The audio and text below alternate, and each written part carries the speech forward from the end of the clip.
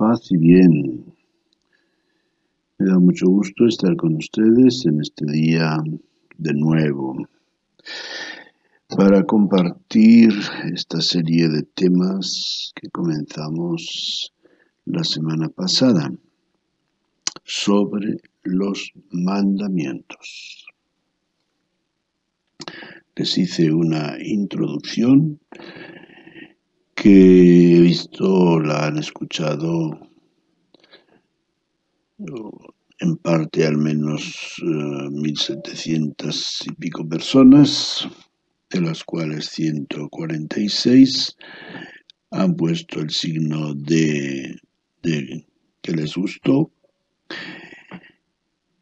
Y bueno, tengo cierta reserva, o sea, me da un poco de pendiente de que, siendo un tema tan delicado, pueda decir alguna cosa que suena o que suene un poco fuera de lo que estamos acostumbrados a oír, en el sentido de quitarle valor a los mandamientos. En modo alguno es mi intención, pero ciertamente que sí es importante que los veamos con una mente abierta, de que no tengamos la mentalidad de aquella persona que ve la película de los 10 mandamientos y cree que lo que dice o lo que se hace en la película tiene más valor que el texto sagrado y que la crítica bíblica, que es la que nos ayuda a entender el sentido que tienen los acontecimientos y las palabras bíblicas. Yo personalmente no soy exégeta, no ha sido una de las ocupaciones que me haya gustado en mi estudio de la Biblia. Me interesa mucho más la espiritualidad bíblica y bueno, afortunadamente hay muchos y sabios estudiosos que se dedican a este trabajo de la exégesis, que lleva consigo el estudio crítico de los textos bíblicos, es decir, el analizar los textos bíblicos a través de códices antiguos, de diferentes traducciones de la Biblia, códigos, etcétera, que se conservan en estos lugares y que nos dan una idea más objetiva del mensaje que ha dado sentido a la historia de la salvación en los libros del Antiguo Testamento. Bueno, después de la introducción que hice en la semana pasada, pues quiero hoy ya entrar en el primer mandamiento para explicarlo con una visión lo más objetiva posible, basándonos en los textos, sobre todo del Éxodo y del Deuteronomio, en los que encontramos el código de los mandamientos. En el texto del Éxodo, capítulo 20, donde se encuentra la manifestación de Dios al pueblo elegido a través de Moisés en el monte Sinaí, se enuncia el primer mandamiento con estas palabras: Yo soy el Señor tu Dios, que te saqué de la tierra de Egipto, de la casa de la esclavitud. No tendrás otros dioses frente a mí. No te fabricarás ídolos ni figura alguna de lo que hay arriba en el cielo, abajo en la tierra o en el agua debajo de la tierra. No te postrarás ante ellos, ni les darás culto, porque yo, el Señor tu Dios, soy un Dios celoso, que castigo el pecado de los padres en los hijos, hasta la tercera y la cuarta generación de los que me odian. Pero tengo misericordia por 1000 generaciones de los que me aman y guardan mis preceptos. Y en términos idénticos lo cuenta y expresa Moisés en el Deuteronomio al recordar ese día de salvación para el pueblo en el capítulo 5. Sin embargo, el mismo Moisés dice en el capítulo siguiente, capítulo 6, versículos 1 al 4. Estos son los preceptos, los mandatos y decretos que el Señor vuestro Dios me mandó enseñaros para que los cumpláis en la tierra en cuya posesión vais a entrar, a fin de que temas al Señor tu Dios, tú, tus hijos y tus nietos, observando todos sus mandatos y preceptos que yo te mando todos los días de tu vida, a fin de que se prolonguen tus días. Escucha pues, Israel, y esmérate en practicarlos, a fin de que te vaya bien y te multipliques, como te prometió el Señor, Dios de tus padres, en la tierra que mana leche y miel. Escucha, Israel, el Señor es nuestro Dios. El Señor es uno solo. Amarás pues al Señor tu Dios con todo tu corazón, con toda tu alma y con todas tus fuerzas. ¿Qué diferencia más grande al enunciar el mandamiento primero en este capítulo 6?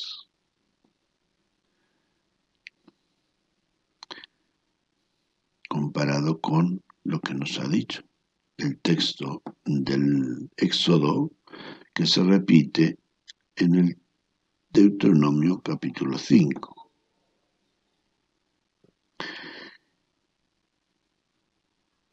Sin embargo, y para subrayar más esta enunciación del primer mandamiento, leemos en el libro del Levítico, capítulo 19, lo siguiente. El Señor habló así a Moisés. Di a la comunidad de los hijos de Israel, sed sensatos, porque yo el Señor vuestro Dios, sed santos, porque yo el Señor vuestro Dios soy santo. Respete cada uno a su madre y a su padre. Guardad mis sábados. Yo soy el Señor vuestro Dios. No acudáis a ídolos ni os hagáis dioses de fundición. Yo soy el Señor vuestro Dios. Y más adelante, después de dar una serie de normas en relación con el trato con el prójimo, concluye: no te vengarás de los hijos de tu pueblo, ni les guardarás rencor, sino que amarás a tu prójimo como a ti mismo. Yo soy el Señor.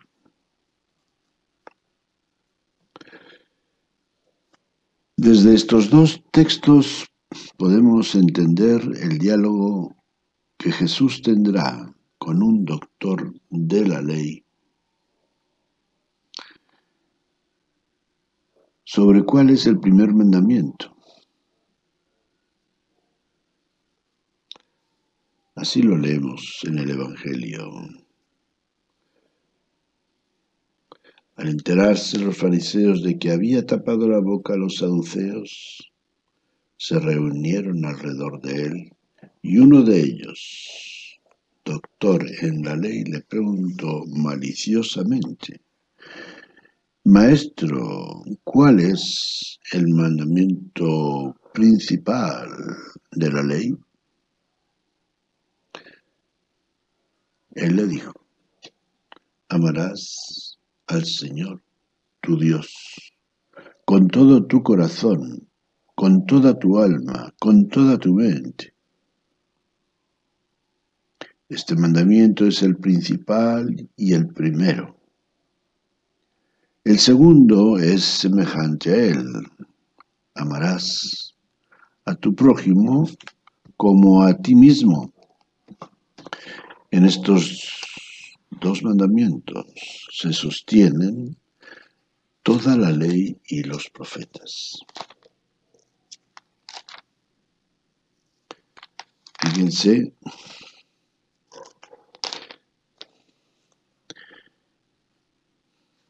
qué matices tan importantes nos añade el Evangelio de Mateo,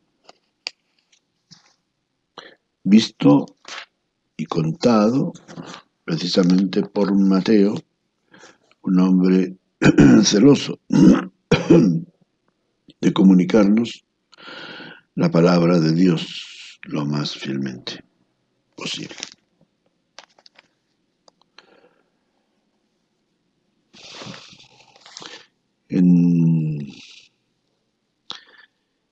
Es importante, por supuesto, tomar en cuenta este añadido de amarás al prójimo como a ti mismo, que Jesús lo pone como un segundo mandamiento. Ciertamente que en esto tenemos que sentir la presencia de la comunidad cristiana que ha recibido de Jesús ese mandamiento de amar al prójimo como el mandamiento por excelencia de los cristianos. Un mandamiento que, como nos dice San Juan en su Evangelio, no se puede separar del primero, porque quien dice que ama a Dios y no ama al prójimo es un mentiroso. En la edición de San Marcos, que la encontramos en el capítulo 12, encontramos todavía una enunciación más fiel al texto del Deuteronomio.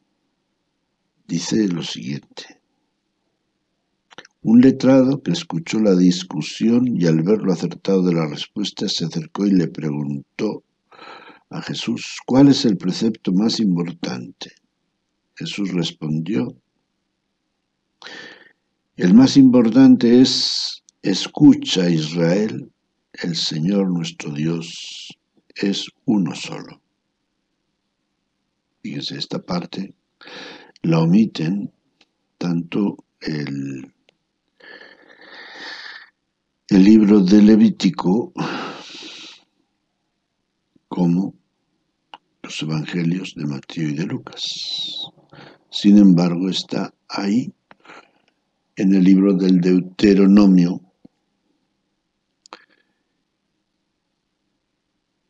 porque para el pueblo de Israel el escuchar la palabra de Dios es la raíz del mandamiento. Escucha, Israel, el Señor nuestro Dios es uno solo. Amarás al Señor tu Dios con todo tu corazón, con toda tu alma, con toda tu mente, con todas tus fuerzas. El segundo es, amarás al prójimo como a ti mismo. No hay mandamiento mayor que estos. No hay mandamiento mayor que estos. Vemos un singular con dos plurales. Estos, amor a Dios y amor al prójimo, según estas palabras de Marcos, serían un solo mandamiento. El mandamiento del amor. El mandamiento del amor como mandamiento prioritario, fundamental, esencial, sin el cual nada tendría sentido. Y de hecho, el letrado después añade lo siguiente: muy bien, maestro, es verdad lo que dices. El Señor es uno solo y no hay otro fuera de Él. Amarlo con todo el corazón, con toda la inteligencia y con todas las fuerzas, y amar al prójimo como a uno mismo, vale más que todos los holocaustos y sacrificios. Al ver Jesús que había respondido acertadamente, le dijo: no estás lejos del reino de Dios. Y nadie se atrevió a hacerle más preguntas. Amarlo a Dios y amar al prójimo como a uno mismo vale más que todos los holocaustos y sacrificios.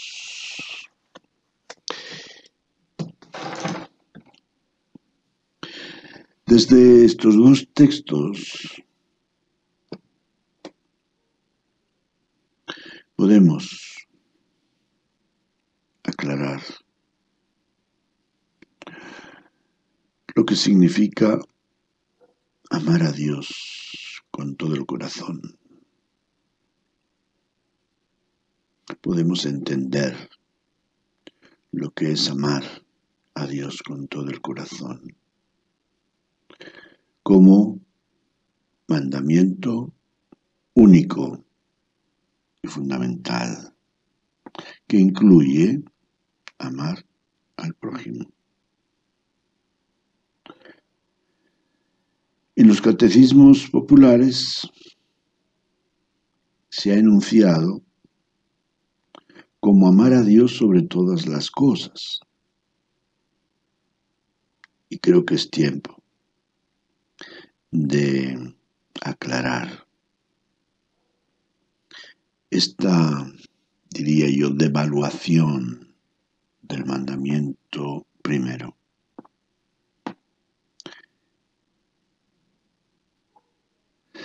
Pese a la buena intención de quien tuvo la iniciativa de enunciarlo así, creo que denota poca conexión con el Evangelio, con el pensamiento bíblico del Antiguo y del Nuevo Testamento, por dos razones. La primera, porque el amor a Dios no se puede comparar con ningún otro amor. Es amor único y exclusivo, que en el Antiguo Testamento se compara al amor conyugal. El amor conyugal de un esposo y de una esposa, como desde el Génesis se enuncia, los dos serán una sola carne.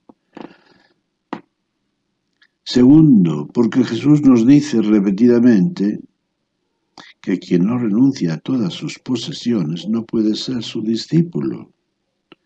Entonces, ¿cómo podemos decir amar a Dios sobre todas las cosas? Es que no existen cosas que podamos amar fuera de Dios. Porque a todas esas cosas posibles de amar hemos renunciado a ser discípulos de Cristo. De ahí que el amor no abarca o puede compartirse con ninguna cosa, no abarca nada más. no puede compartirse con ninguna otra cosa. El amor verdadero, el amor a Dios, no puede compartirse, no puede dividirse.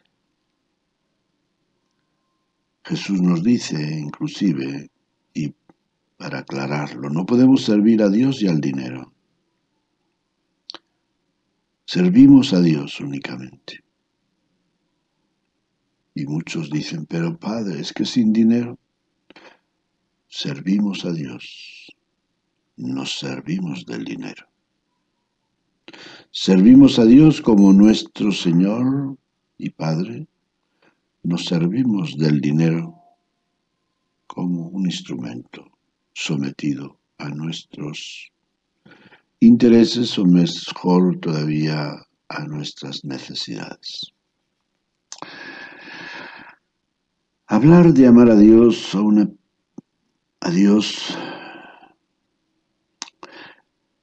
hablar del amor de Dios, mejor, a una persona que no ha sido evangelizada, es pedir a alguien que ame a una persona que no conoce. Decimos que el amor entra por los ojos, o al menos por los sentidos. Hablando del amor humano, que es lo más claro para nosotros. El amor es una experiencia emocional que supone un encuentro entre dos personas. Es por eso que San Juan, tanto en el Evangelio como en su primera carta, nos habla de que Dios nos amó primero y nos dio a su Hijo, y que si Él nos amó de tal manera, también nosotros lo hemos de amar a Él y a los hermanos. Sin embargo, la fuerza que mantiene este amor es el Espíritu de Dios que ha sido derramado en nuestros corazones por medio del Espíritu que se nos ha dado. Pero esto tiene sentido para nosotros los creyentes. ¿Qué sentido va a tener para quienes no creen? Amar es una actitud de benevolencia hacia alguien. Lo contrario es el odio, el rechazo. Y el término medio es la indiferencia, que es la actitud de quien no se hace ni a favor ni en contra de alguien, porque no tiene razones para amar o para odiar, para aceptar o para rechazar. Hoy en día esta actitud de indiferencia y neutralidad está haciéndose más común en diversos niveles de vida, sobre todo político y religioso.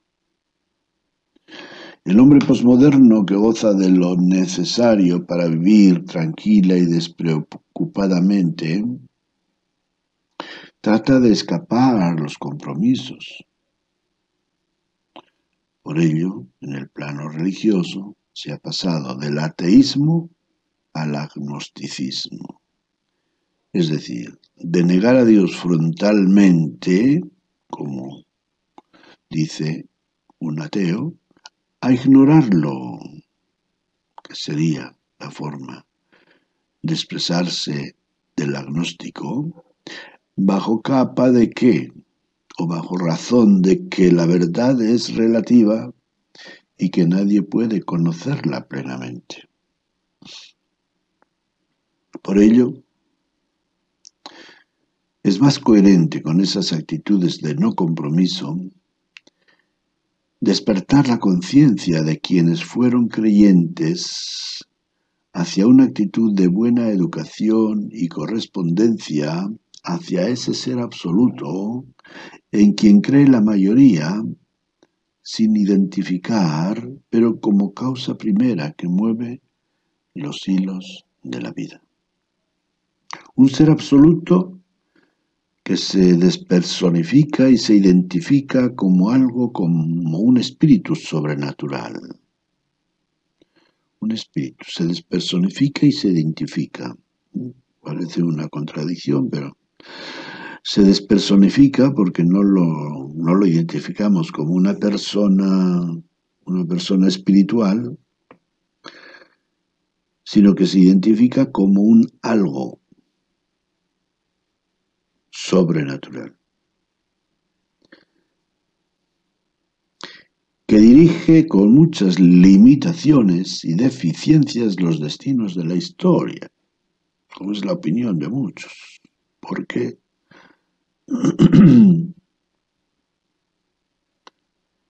siendo tan poderoso o siendo tan bueno, las cosas van tan mal en el mundo.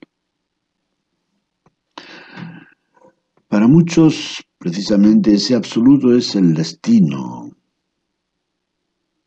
Confunden ese absoluto, ese ser absoluto lo confunden con el destino, con, el, con un ente misterioso e irreducible a nuestros planes y deseos, que abiertamente nos hace sus protegidos o sus víctimas.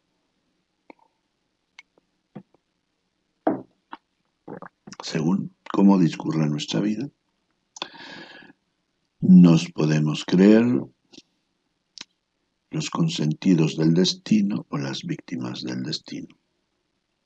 Es la mente de este hombre posmoderno que no se aclara y no se quiere aclarar frente a Dios.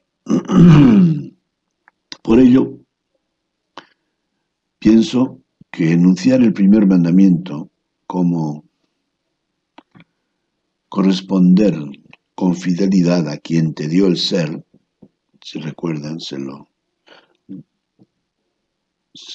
comenté el primer día, puede ser una forma de enfocar nuestra vida con un criterio de sentido de la vida relacionada con lo sobrenatural.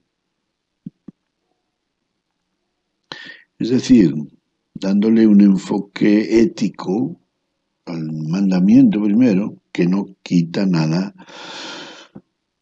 a la enunciación bíblica del mandamiento para nosotros, los creyentes. Pero eso es lo que tratamos de poner de relieve, queriendo acercarlo a toda esta gente que patina en los terrenos de lo sobrenatural. Lo podemos enunciar de esta manera para darle una dirección y un sentido en su vida que lo dirijan precisamente a ese Dios desconocido, pero real. Porque eso sí, creer en Dios o no creer, a Dios no le afecta en absoluto. Nos afecta a nosotros. Es como decir, creer que al final del trabajo me van a dar un buen sueldo y un premio, o creer que no me van a dar más que las gracias, obviamente que afecta a mi modo de actuar, a la ilusión que le pongo al trabajo.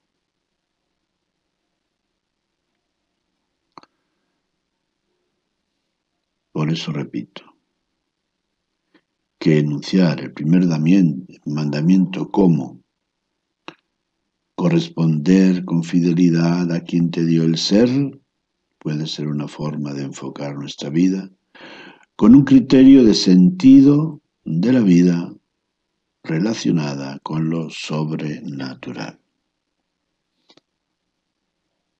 Y bueno, pues lamentablemente se nos ha acabado. Se nos ha acabado el tiempo y pues ojalá que realmente este primer mandamiento para quienes creemos sea un punto de referencia que llene nuestra vida de amor, porque lo único que da sentido a la vida es el amor, y para quienes no creen en Dios, llene su vida de un sentido de que la vida merece la pena, de que merece la pena corresponder con fidelidad a ese ser absoluto en el cual ellos creen y que es para nosotros y en realidad nuestro Padre bueno, que mira y cuida a sus hijos con más cariño que sobre cualquier otra criatura, en palabras de Jesús, porque le ha parecido bien darnos todo, darnos el reino y darnos a su Hijo Jesucristo. Paz y bien